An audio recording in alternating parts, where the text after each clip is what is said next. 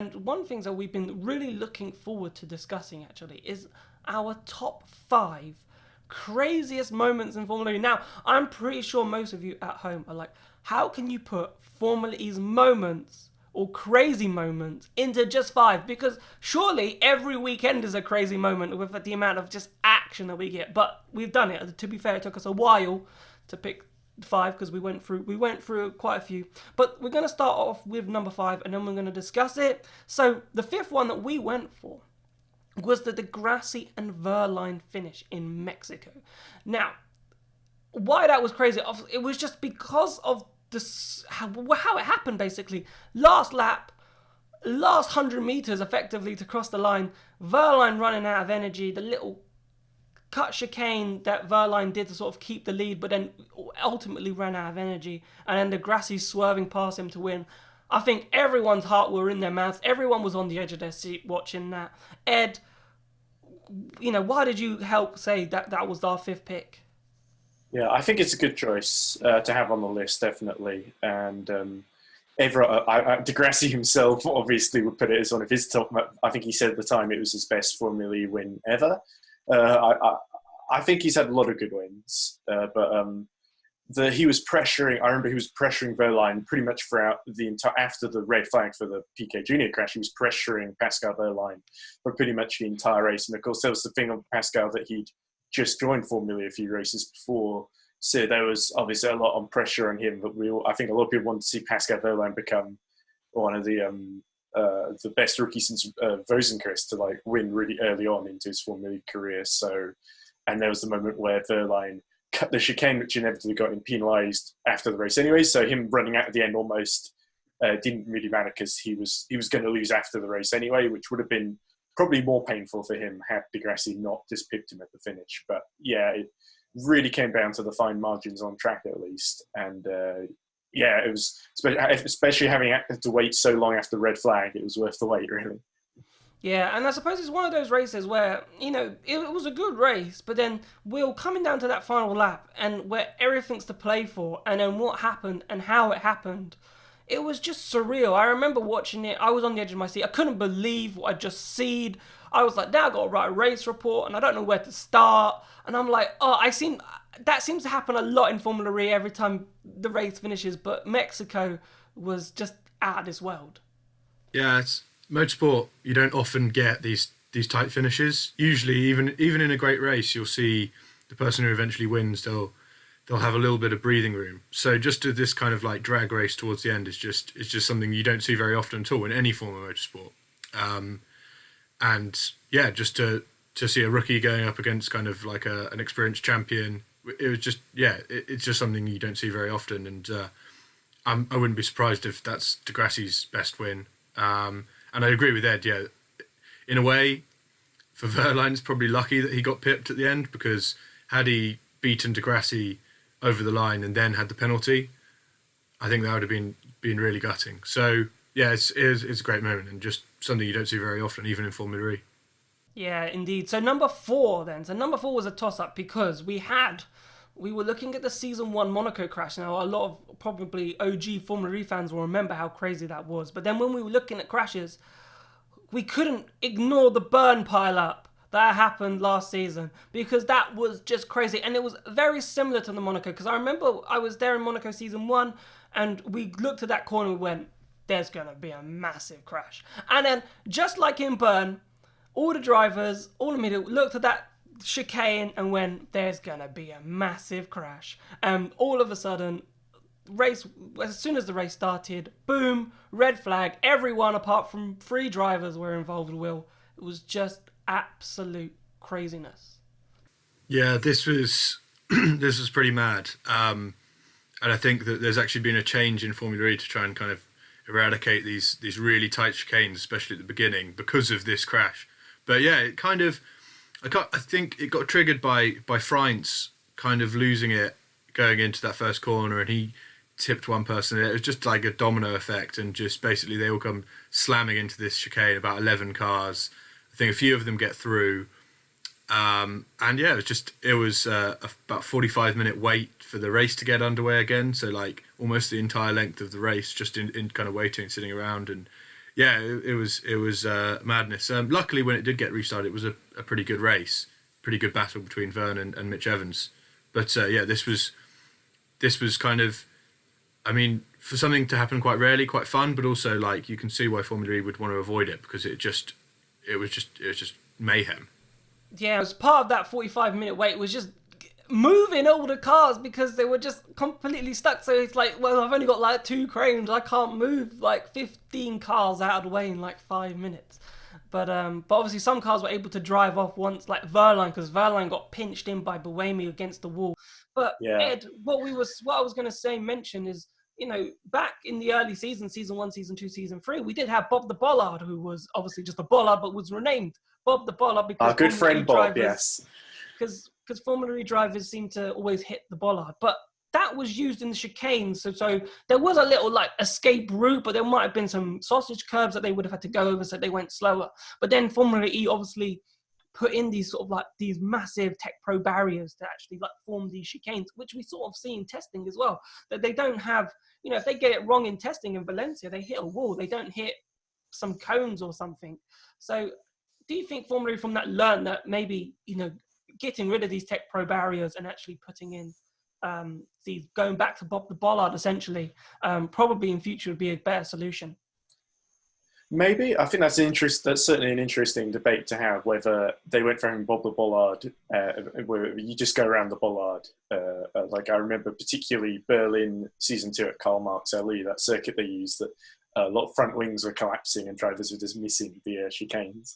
But they almost, you have a point, they almost went too far the other way in some circuits. Like Bern was definitely one of them. Arguably, you could say Rome as well. There was a big pile up there that year too. With Bern was in the big delay. There was all the drivers were arguing at Scott Elkins, the race director, Degrassi, Massa, a couple others who had made it through and gained some places in all the melee by cutting the chicane.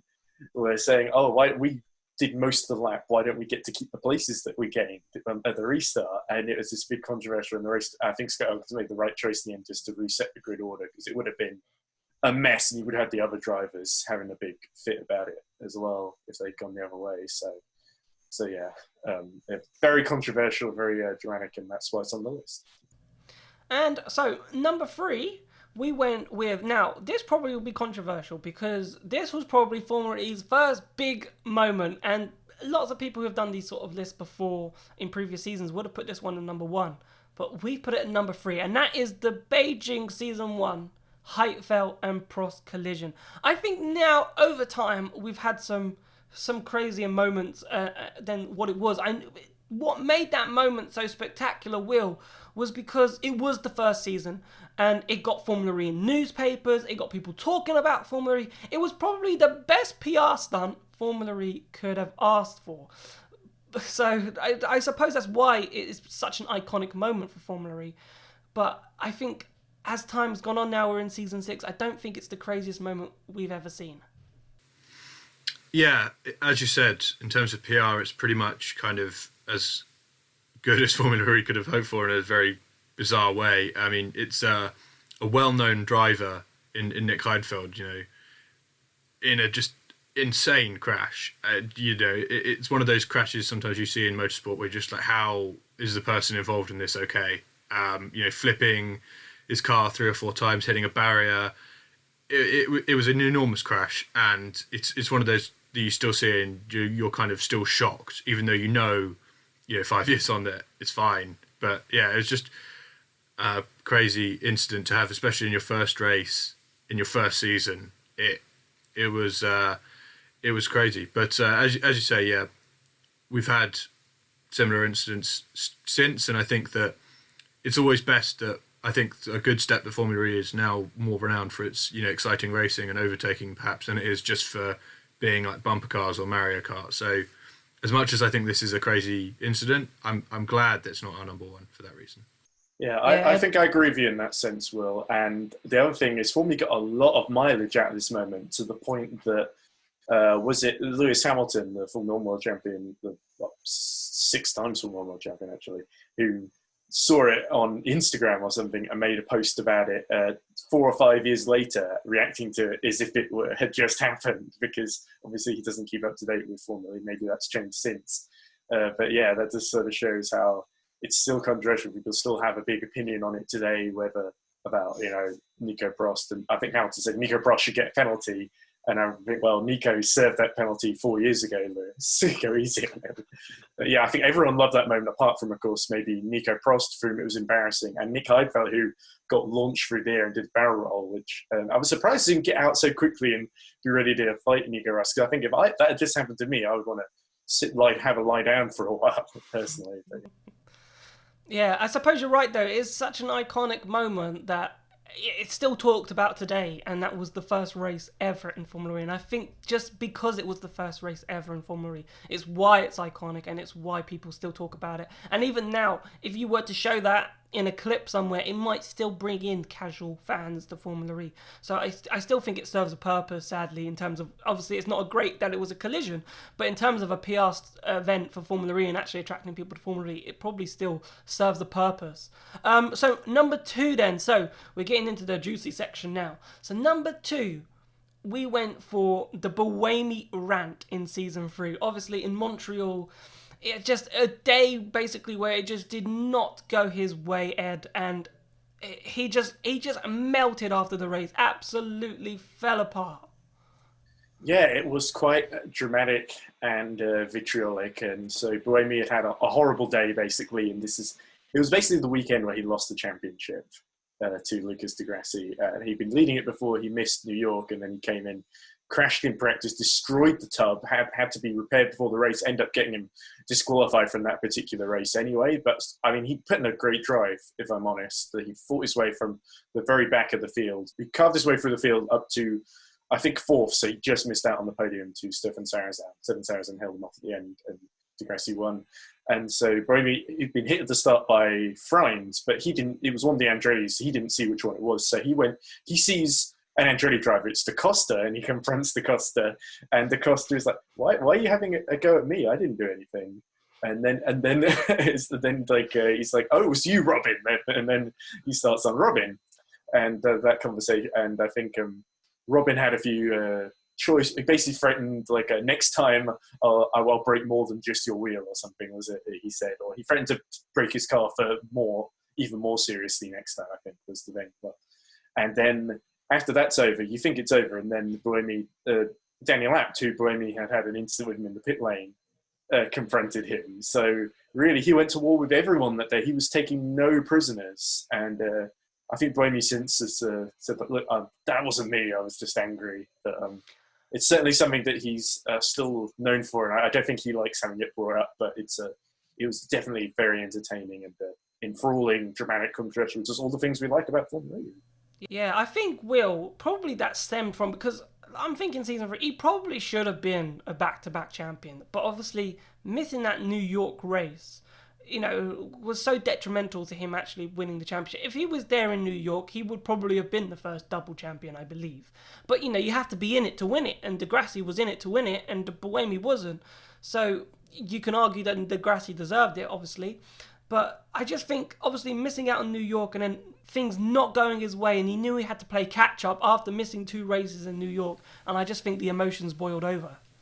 Yeah, he's someone who kind of, I don't know if you could call it misfortune or just controversy, kind of followed around, especially in the first few seasons. If you think back to, the dramatic circumstances in which he missed out in season 1, and then the dramatic circumstances in which he succeeded in season 2, he could actually have been a triple champion had things gone his way. But as it is, he's not. So yeah, I can kind of see why frustration probably got the better of him in this situation. But at the same time, it's fantastic when we see a driver confront just one other driver.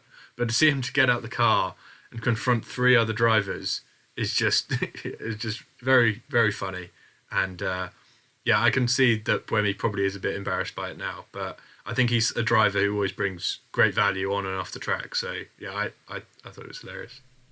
I think enough time has passed now that we can probably joke about it. And if you probably brought it up to Buemi, you could probably bring it in more of a comedy element rather than Well, I'll let you test that, Jack. You did this. I'll try it one day. I'll try it. We'll make a video and see if we can bring it as a joke one day. But I think knowing Buemi, he's a very passionate person, but he's also quite kind-hearted. He gives you a lot of time of his day. He's a very nice person, so I'm sure just from the brief interactions and interviews that I've had with Buemi before, he'd be well up for a laugh. But anyway, so moving on to number one. Now, yeah, I'm wondering now that we've used the Beijing one, so you're probably wondering what we've picked, but we've gone for the season 2 title decider involving Buemi and Di Grassi again in London, and that huge crash going into technically turn 2. It was just amazing. I remember being in the media center and I was like, there was talk about it. There was rumors. Is this going to be another Prost Senna? Is Di Grassi going to hit Buemi off and he wins the championship? Because Di Grassi was leading. If Buemi beat him, it was like 1 point, I believe it was. So if Buemi beat him, Buemi was on pole that day. If he beat Di Grassi was ahead by 1 point. Apologies, I don't know if I said that the right way round. So if Buemi was out, it doesn't matter if Di Grassi was out as well. Di Grassi wins the title. And there was rumours. Not saying that was ever in Di Grassi's mind, because I can't say that. I'm not saying, but there was talk. Could this happen? Could this actually happen? And then it happened. And we were like, what? I remember being in that media center and we couldn't believe it. The gasp, the shock of horror, it was just unbelievable. Yeah, it's incredible. And you mentioned kind of like Prost and Senna, and it's almost like too predictable. It's like it's too shocking that you think, oh, this surely can't happen. But for it to play out how it did is incredible. And yeah, I think in the end, the fact that Buemi managed to kind of come back and be the victor is probably kind of justice done. I don't know if Di Grassi did it on purpose or not, and I think you got to probably give him the benefit of the doubt. But yeah, I mean, what a fantastic way to finish a championship in London at Battersea Park. It's just, yeah, it's incredible. One of those kind of like surreal moments in motorsport. Regardless of the fact that it's kind of like from a burgeoning championship. Yeah, and for me, Ed, I remember that race, and I'm sure you will as well. In terms of, I remember in the media center, I was there, and obviously both cars, they didn't retire from that race. Di Grassi was probably worse off actually from the collision than Buemi, because obviously he completely broke his suspension, whereas Buemi just lost his rear wing. Buemi tried to continue because downforce, obviously it didn't matter. The car still could have gone round, but the FIA called him in. And they were just flagged him, yeah. Yeah, they were just sitting in the garage. And then obviously the championship came down to fastest lap. And if Buemi got the fastest lap, he would have won the title. If Di Grassi obviously got the fastest lap, he won the title. So it became a fastest lap battle as well. So even that, the crash was crazy. But even the way the title was then decided was crazy, because they were sitting in the pit lane. They were right in front of each other. The tension was there. Everyone was just looking out the media window to see when they were going to exit the pit, to find out when they've actually gone out on track. It was just crazy. It certainly was. And it was a bit hard because I remember being in the stands trackside and seeing them go by. And it was a little hard to explain to some of the candidates. I remember some guy who came in with his young son, to watch the race. And it is really hard he didn't really know much about Formula E, so it's difficult trying to explain to them the situation in the championship, how it was going to be decided by fastest lap. Because people are vaguely familiar with motor racing, they're not used to Formula One until last year, because they hadn't had a point for fastest lap for years, and they hadn't, let alone have it decide the championship. So the other thing I really remember was, like you say, seeing the wounded cars struggle back to the pits, especially Di Grassi with the wheel just pointing the wrong way compared to the other wheel. And I was seeing them, it was really noticeable when they were going for a fastest lap as well, because you really heard the motor in that Audi, the Abschäffler of Di Grassi whirring. And Buemi was really fast in qualifying, and you knew you'd see Prost and all the others who were doing their normal race, and then Buemi would come along, he'd do a very slow lap, and then he'd come in, boom, and be gone before you'd notice. And it was it really made a big impression on me, and it was definitely very tense, a very unusual title decider, I think. But I think that uniqueness almost plays into its favour, and that's probably why we've got it at the top of the list. There are definitely bigger, more crashes with more cars, more crazy incidents, but I think that Buemi-Degrassi rivalry, those two personalities and the clash of them, that was something that really defined not just that end of season 2, but I think the first 3 seasons of Formula E. But yeah, definitely fond memories of that crazy decider in Bercy.